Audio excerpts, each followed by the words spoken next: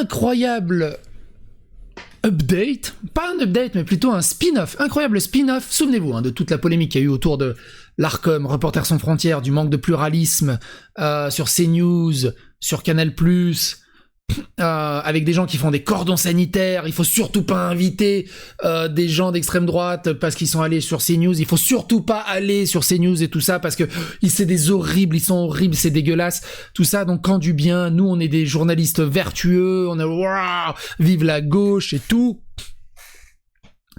2 journalistes de Mediapart sont condamnés, c'est pas des suspicions, elles sont condamnées pour avoir financé des djihadistes et donc du terrorisme. Mais attention, ils ont fait ça par humanité pour sauver des vies. Mais tu vois, eux, ils ont le droit. Il n'y a pas de problème de pluralité, il n'y a pas de problème de... vous savez, quand Darmanin dit « faut faire quelque chose », le vrai danger, c'est l'extrême droite. C'est toujours l'extrême droite. C'est quand le dernier attentat d'extrême droite qu'il y a eu en France ? Par contre, le danger que la gauche finance le djihadisme, non ? Hein ? Quoi ? Oh là là ! Vous avez vu ce qu'a fait Papacito ? Genre, bah ta gueule, au bout d'un moment. Bref.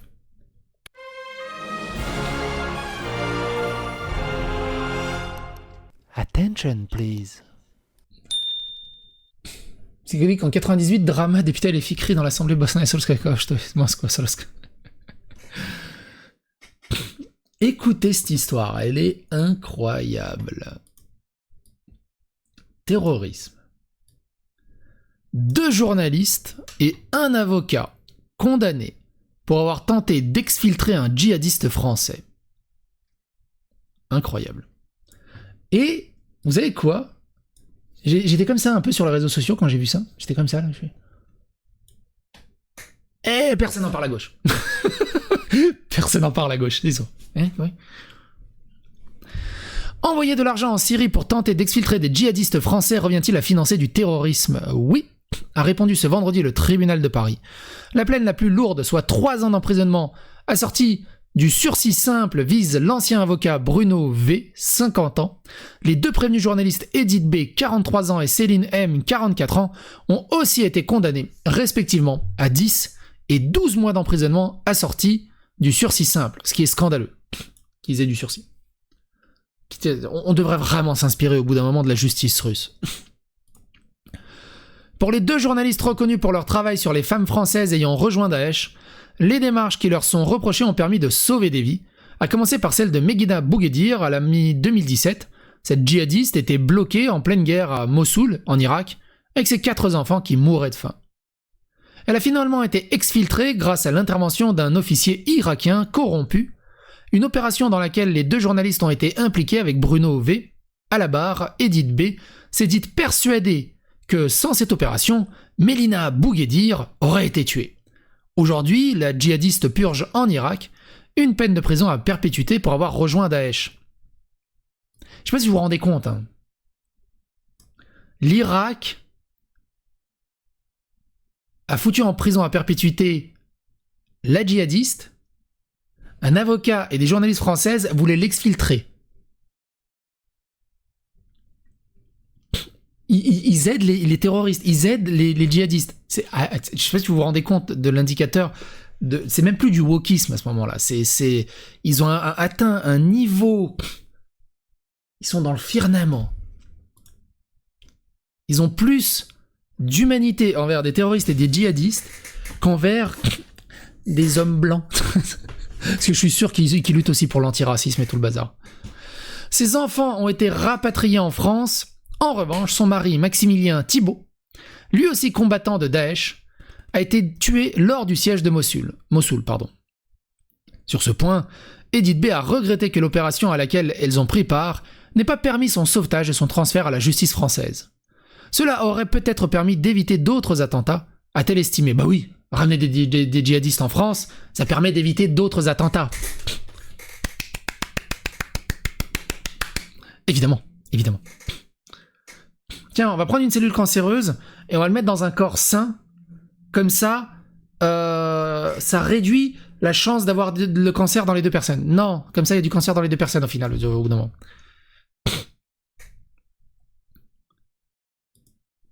en référence au lien passé entre Maximilien Thibault et Armand Rajapour Miandoab, auteur de... Putain, mais en fait, tout est lié. Ça, c'est l'intersectionnalité. Souvenez-vous d'Armand, on en a parlé.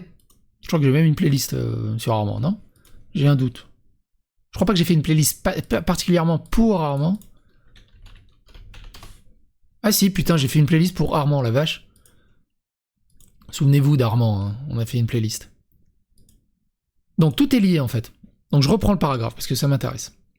Sur ce point, Edith B a regretté que l'opération à laquelle elle a pris part n'ait pas permis son sauvetage et son transfert à la justice française.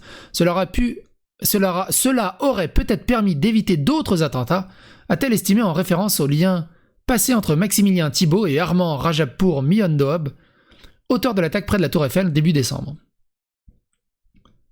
Devant le tribunal, l'ex-avocat a reconnu la corruption pour l'opération d'exfiltration, mais a rejeté les accusations de financement du terrorisme.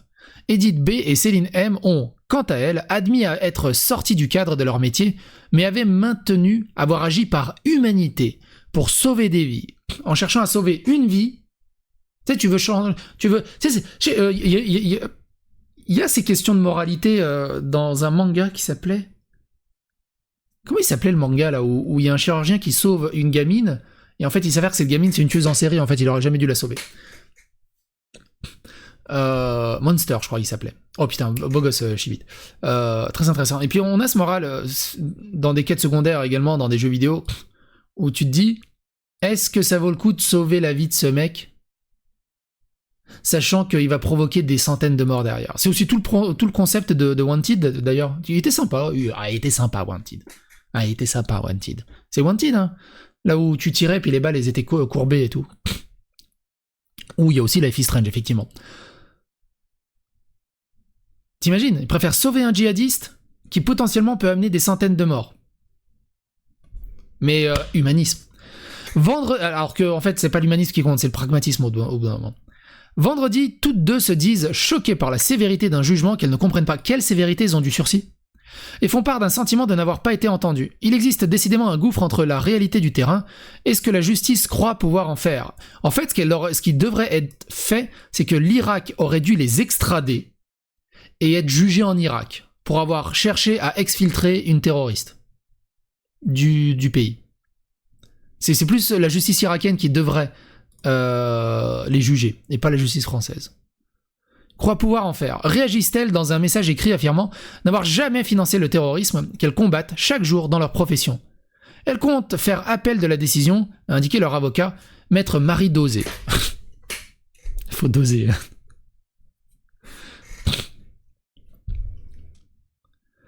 Trois autres prévenus étaient poursuivis dans ce dossier. 2 mères et le beau-père des jeunes Français convertis et radicalisés, partis rejoindre Daesh en Syrie.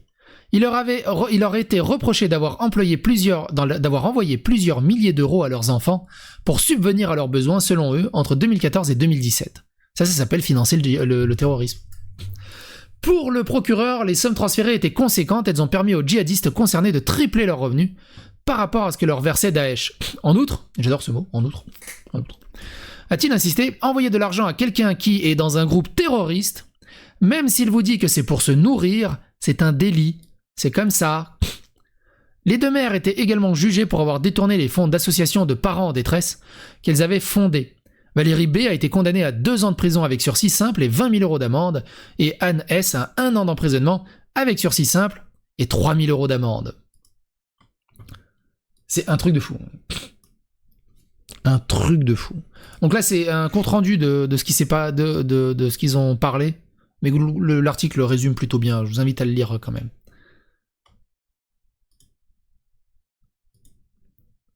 Qui sont Céline M et Edith B?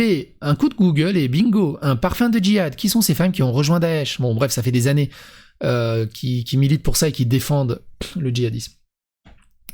Leur ex-patron Edwin Plenel avait déjà montré toute son humanité, nous invitant à nous préoccuper de l'enfance des frères Kouachi. Edwin Plenel qui disait « L'enfance misérable des frères Kouachi, à lire impérativement, les pauvres frères Kouachi. » Comment ils peuvent encore avoir droit au chapitre et s'exprimer librement tout en faisant le jeu du terrorisme et du djihadisme? C'est un truc de fou.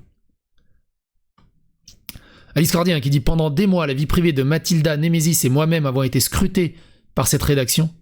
Appels et mails auprès de certains de nos proches, notre vie intime, fouillée, harcelée, harcèlement de SMS sur nos téléphones privés, tout ça alors que ce sont eux les plus gros collabos de l'histoire.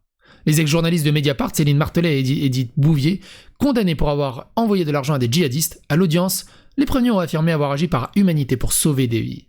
C'est tellement honteux. C'est honteux. On peut désormais établir un lien entre Daesh et SOS Méditerranée via Céline Martelet. Pareil, SOS Méditerranée, on en a parlé hein, dans tout le trafic d'êtres humains où ils vont chercher des réfugiés mineurs pour les ramener en France. Ces gens sont abominables. Et que les gens, que la société les laisse faire, c'est incroyable. Et le seul réflexe, c'est attention, le danger, c'est l'extrême droite. Il y a une inversion des valeurs qui est hallucinante. Bref, n'hésitez pas à donner votre avis, votre opinion dans les commentaires. Surtout, partagez autour de vous, c'est très important. Abonnez-vous, likez, clochez, évidemment, c'est toujours aussi important. N'hésitez pas à soutenir la psychosphère. Je vous rappelle que sans vous, la psychosphère ne peut pas rayonner. Il n'y a que vous qui puisse la faire rayonner.